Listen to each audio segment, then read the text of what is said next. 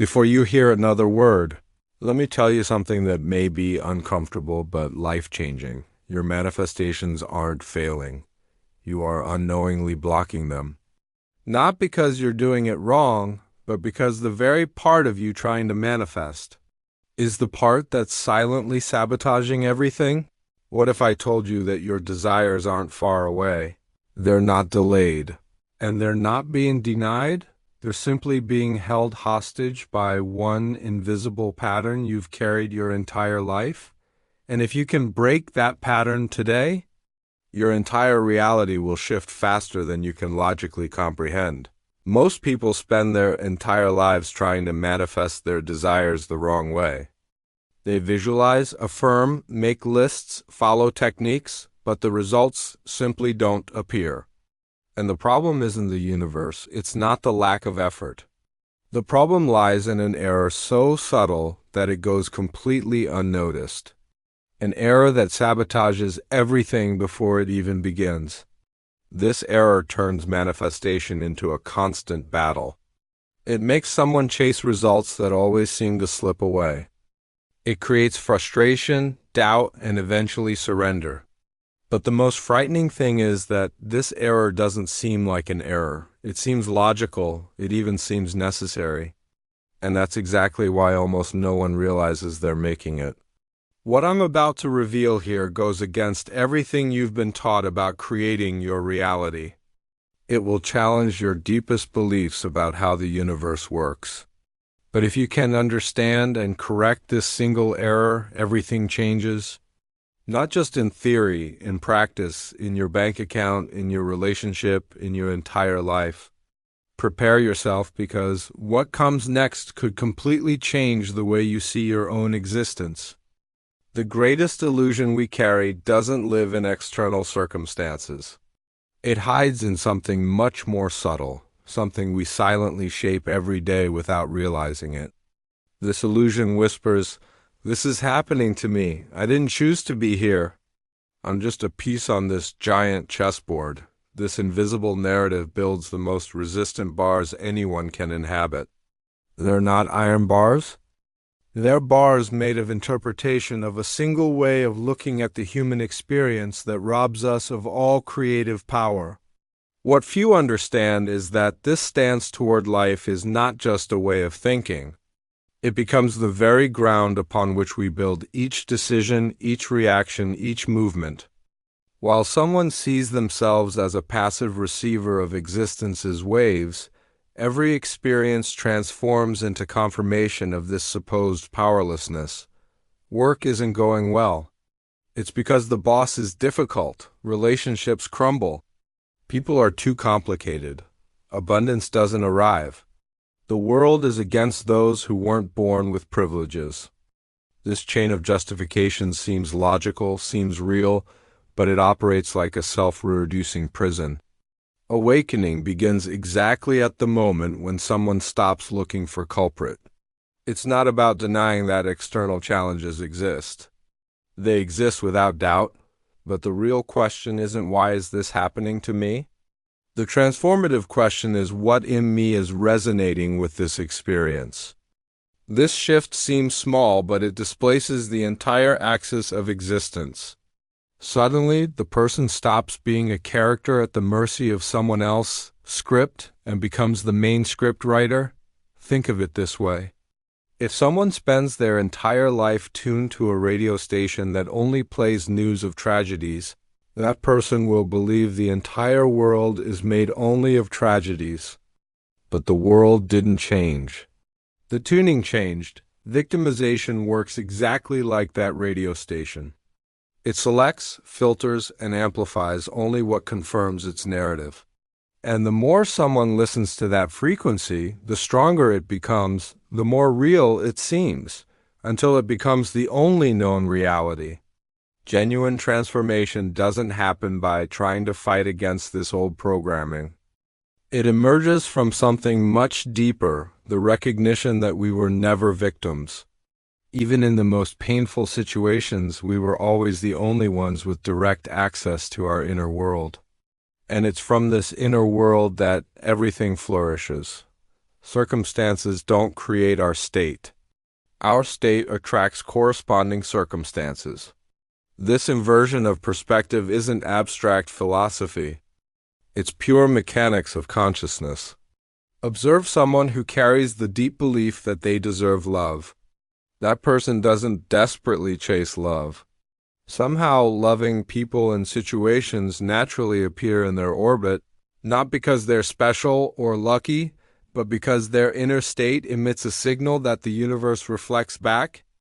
Now, observe someone who deep down believes they don't deserve to be happy. Even in favorable environments, that person will find problems, create conflicts, sabotage opportunities. Exiting victimization doesn't mean becoming naively optimistic. It means taking total responsibility for the only territory over which we have real power, our consciousness. No one can force us to feel inferior. No one can invade our mind and plant thoughts of scarcity. These inner movements are ours, totally ours. And if they're ours, they can be modified. This is the key that opens all doors. Every moment of life functions as a perfect mirror. Not a mirror that only reflects physical appearance, but a mirror that captures and returns the deepest essence of what we carry inside. This reflection doesn't choose what to show. It simply responds to the frequency emitted. If someone walks through the world internally carrying the sensation of constant struggle, the mirror returns exactly that. Obstacles, resistances, doors that never seem to open. Not because the universe is cruel or indifferent, but because it's operating within a very specific law, perfect correspondence between inner world and outer experience. This mechanic doesn't depend on worthiness. It's not a question of being good or bad, hardworking or lazy. The universe doesn't judge, it responds. Someone can work 16 hours a day, do everything technically right, follow all the rules, and still see results escape. Meanwhile, another person seems to flow with ease. Opportunities arrive naturally. Doors open without effort. The difference isn't in external action. It's in the inner texture, in the invisible field that each person cultivates within themselves. Think of the mind as an inner garden. In this garden, thoughts are the seeds planted daily. Some thoughts are seeds of prosperity, others of scarcity. Some bring flowers of confidence, others weeds of doubt. But seeds alone don't sprout. They need water. And in this mental garden, water is emotion. A thought without emotion is just a floating idea without manifestation power. But a thought watered by intense emotion takes deep root. It grows. It expands. It eventually blooms in physical reality. Now comes the most important ingredient, light. In this garden of consciousness, light is belief. Someone can plant 1,000 seeds of abundance and water them with positive emotions. But if the inner belief says, "This doesn't work for me," no plant will grow. Belief is what allows photosynthesis of the inner world. It transforms energy into matter, potential into real, invisible into visible. Without genuine belief, everything else becomes empty exercise. The fascinating thing is that this process doesn't require titanic effort. It asks for alignment, inner coherence. Someone can't spend the day thinking about scarcity, feeling fear of not having enough, believing life is hard, and then do 3 minutes of visualization, hoping the universe will ignore everything else. The mirror reflects the average, the dominant frequency. What someone immerses themselves in most of the time, what they feel most consistently, what they really believe when no one is watching, that's what manifests. Many try to fool the mirror. They try to smile on the outside while carrying despair on the inside.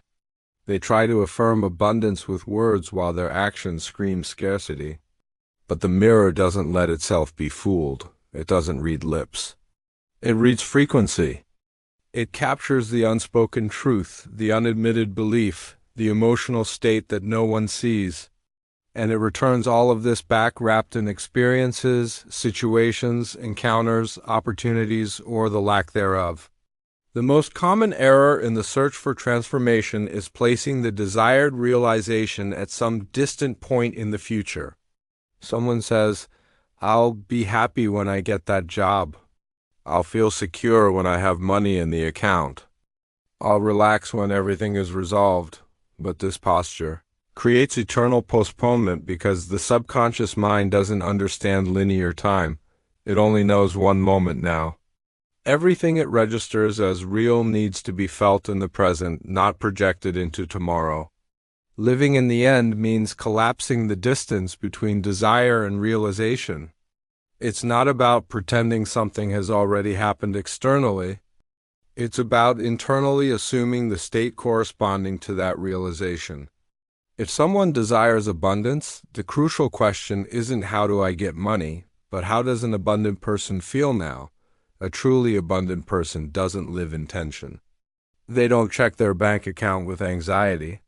They don't make decisions moved by fear of losing. They breathe with a sensation of sufficiency, of natural flow, of silent confidence. This state needs to be inhabited now, not after the bank account changes. The same goes for any desire. Someone wants a loving relationship. It's no use spending days feeling incomplete, lonely, needy, waiting for another person to arrive to fill that void. That frequency of incompleteness is exactly what life's mirror will reflect back. More situations that confirm loneliness. But if that same person begins to internally cultivate the sensation of being complete, loved, connected, even before any external change, the field around them changes. Different people appear, different opportunities arise, not because they force something, but because they change the inner radio station. This process requires unshakable confidence. A seed planted in the earth doesn't sprout immediately. It needs time, darkness, silence. If someone keeps digging up the seed every day to check if it's growing, they kill the process. Manifestation works the same way. Plant the desired inner state, water with emotion, illuminate with belief, and then let go. Don't obsessively check the external world for signs. Don't doubt because things haven't changed yet. Don't give up because the bank account still shows the same number. The logical mind will resist. It will argue, but this is illusion. How can I feel abundant if I'm in debt? How can I feel loved if I'm alone? This resistance comes from a fundamental misunderstanding. Feeling the desired state isn't denying current reality. It's choosing which seed to plant now.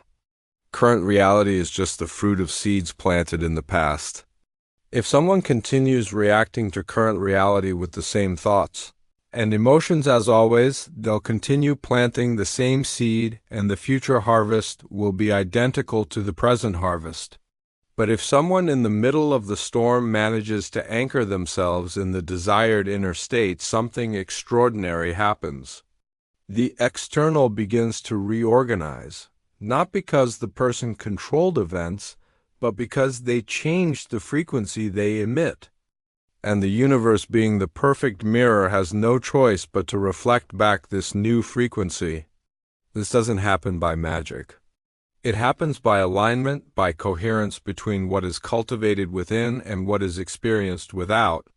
The temptation to fight against what you don't want is enormous. Someone sees scarcity and starts a war against poverty, sees loneliness and fights desperately to push it away, sees fear and tries to destroy it with brute force. But this battle carries an invisible trap. The more energy someone directs to combat something, the more power they give that something. Resistance doesn't dissolve, it amplifies. It's like trying to put out fire by throwing gasoline. The intention seems correct, but the result is catastrophic. The universe doesn't distinguish between I want this and I don't want that. It only captures the dominant frequency. If someone spends all day thinking I don't want to be in debt, the key word isn't don't want, it's debt. All the attention, all the emotion, all the energy is concentrated on debt. and reality's mirror responds to that. It doesn't matter how many times the person repeats that they don't want it. The frequency emitted continues to be one of scarcity, of financial worry, of lack. Genuine transformation doesn't come from resisting the unwanted. It comes from redirecting all attention to the desired. This isn't naive optimism, it's precise strategy. Each moment of attention is an investment of energy. If someone constantly invests in thinking about problems, talking about problems, feeling the problems, they're literally feeding the continuity of those problems. But if that same person begins to invest attention in what they want to build, in the state they want to inhabit, in the reality they want to experience, the energy field around them changes completely. This doesn't mean ignoring real challenges. It means not marrying them. Someone can recognize a financial difficulty without making it their identity, can notice a health problem without transforming it into the central theme of every conversation, can go through a crisis without building a life narrative around it. The difference is in the amount of attention and emotion dedicated. Recognition is punctual, resistance is obsessive. True power resides in inner alignment, not in forcing external changes, not in manipulating circumstances, but in establishing an inner state so solid, so consistent that the outer world has no choice but to reorganize. It's like changing the TV station. If someone is tuned to the drama channel and decides to simply change to the prosperity channel, the available programs change instantly. It wasn't necessary to fight against drama. It was only necessary to turn the dial. Many ask, but how do I simply stop worrying? How do I ignore my real problems? The answer isn't in ignoring. It's in stopping giving the problem the throne of consciousness. Problems exist. They always will. But they don't need to govern the inner state. Someone can take practical actions to solve difficulties while internally maintaining a state of peace, confidence, certainty. Actions become much more effective when they don't come from desperation but from clarity. The dissolution of the undesirable happens naturally through absence of fuel.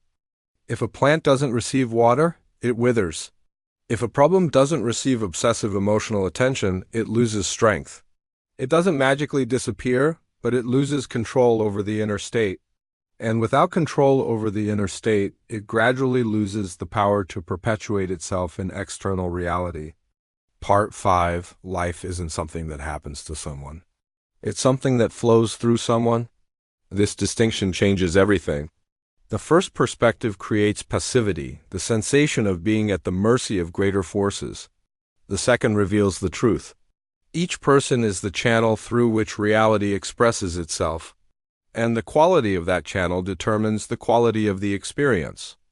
A channel obstructed by fear, doubt, and resistance produces a dense, heavy reality full of obstacles. A clean, aligned channel conscious of itself allows life to flow with grace. Consciousness functions like an artist's palette. On it are all possible colors: joy, sadness, confidence, fear, love, anger, peace, anxiety. None of these colors is forbidden. All are part of the human experience. But the conscious artist deliberately chooses which colors to use in each day's painting. They don't grab the first paint that appears. They don't let external circumstances choose for them. They look at the palette and decide, today I'll paint with tones of gratitude. Today I'll use brushstrokes of courage. Today I'll mix serenity with determination. Emotions are the brushes of this creative process. Weak emotions create faded strokes on reality's canvas. Intense emotions create deep, lasting marks. Someone can think positive all day, but if they feel nothing, if they don't connect emotion to those thoughts, the painting doesn't come to life. On the other hand, intense emotions linked to limiting thoughts create a heavy, somber work that reflects back that same density. The conscious artist not only chooses the colors, they choose the intensity with which to apply them. The error isn't in feeling difficult emotions. The error is in painting with them unconsciously. Sadness, anger, frustration, all are valid. They're part of the human spectrum. But if someone paints their entire life only with these colors, never consciously choosing different tones, the final work will be a reflection of these automatic choices. Mastery comes from recognizing, I can feel this now, but I don't need to build my future reality with this material. I can move through this emotion without making it my identity. True mastery isn't in controlling people, events, or circumstances. That was always an illusion. No one controls the external world, but someone can completely master their inner world. And that inner mastery is the only control that matters, because everything someone experiences externally is filtered, interpreted, and felt internally. Two people can go through the same situation and have radically different experiences, not because the situation changed, but because each one's inner state was different. Think of someone who cultivates an inner state of scarcity. That person can win the lottery and in a few years be in the same financial situation as before. Not because the money magically disappeared, but because the inner state of scarcity recreated the conditions that correspond to it. Now think of someone who cultivates an inner state of abundance. Even if everything is lost externally, that person will find paths, opportunities, resources, not by luck, but because the inner state naturally attracts what resonates with it. Life is a blank canvas offered at each moment. The colors are available, the brushes are in each person's hands. The only question that remains is who is painting, the conscious artist or the automaton that reacts to circumstances. Real change doesn't happen by trying to convince the logical mind. It happens in the deeper layers where automatic beliefs operate without questioning. These beliefs were built over years, perhaps decades. Each past experience added a layer. Each emotional reaction cemented a pattern. Each repetition strengthened a structure.